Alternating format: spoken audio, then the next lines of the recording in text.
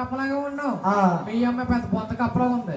ఇదిగో బావుడు కప్ప, ఇదిగో చిట్టు కప్ప, నేను పండు కప్ప. బాబు ఊరంతా కోసుకుని తినే కానీ ఇంకా తాక మాసం వెళ్ళిపోతారు బాబు నువ్వు. పొద్దున మంగళవారం ఎరుపప్ప కట్టనుకో నాయన చక్కగా 3 పేరు నామాలు పెట్టిందండి. ఎప్పుడైతే ముగ్గురికి 3 పేరు నామాలు పెట్టిందో అందులో పెద్దవాడు బ్రహ్మదేవుడు ఉన్నాడు. ఓయమ్మా ఓ తల్లి మా రాజ్యాలు మాకు ఇచ్చినట్టయితే పాలేసుకుంటామమ్మా మాట్లాడకి దగ్గర మాట బాగా చేసుకుని రాజ్యాలు పని పడుతూ పోయిందో రాజాల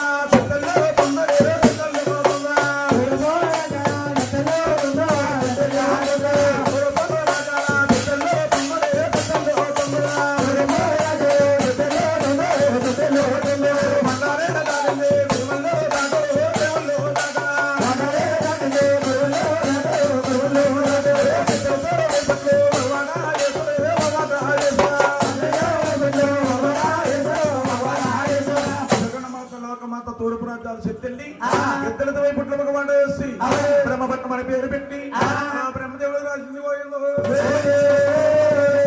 ఇది పరమాట రాజాల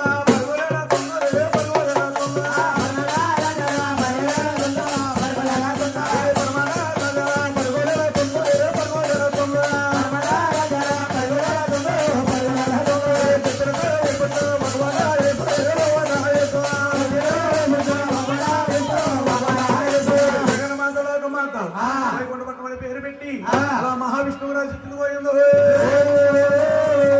ఇది ఉత్తరపు రాజాల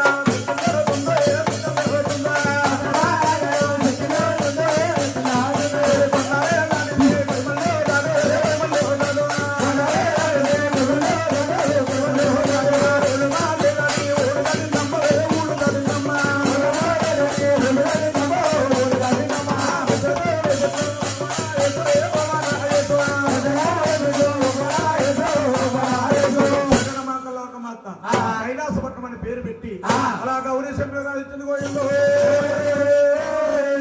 ఎప్పుడైతే ముగ్గురికి 3 రాజ్యాలు పంచిపెట్టిందో ఈవిడ పరశుకాలం పోయి వచ్చింది. నడికాలంలో ఆదిశక్తి అడుగులో ఉండరాగా ఉండిపోయింది. ఆదిశక్తికి ఆకలిస్తా ఉంది బాబు.